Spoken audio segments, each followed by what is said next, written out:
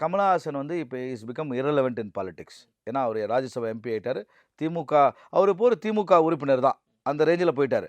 விஜய் நாளைக்கு எந்த கட்சி உறுப்பினர்லாம் பிரகாசமான வாய்ப்புகள் உள்ளது, ஆயிடுவாருன்னு நான் சொல்ல.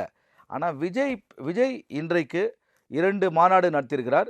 டூரிஸ்ட் ஃபேமிலி மாதிரி டூரிஸ்ட் மாநாடாக நான் பார்க்குறேன். டூரிஸ்ட் ஃபேமிலின்னு ஒரு படம் வந்துச்சு தெரியுமா, அதே மாதிரி அது டூரிஸ்ட் மாநாடு. முதல் மாநாடு ஒரு டூரிஸ்ட்டுக்கு வந்த மாதிரி வந்தாங்க எல்லாரும், மாநாடுலாம் பார்த்தாங்க, டூரிஸ்ட் போயிட்டாங்க திருப்பி.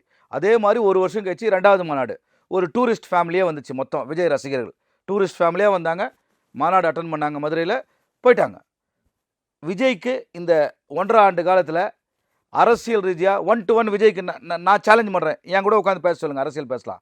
ஏங்க, pulse of the people, emotions of the people, மக்களின் உணர்வுகள், மக்களின் உணர்ச்சிகள், மக்களின் எண்ண ஓட்டங்கள், மக்களின் சிந்தனைகள், மக்களின் தேவைகள், மக்களின் அடிப்படை உரிமைகள், இது ஏதாவது விஜய்க்கு தெரியுமா?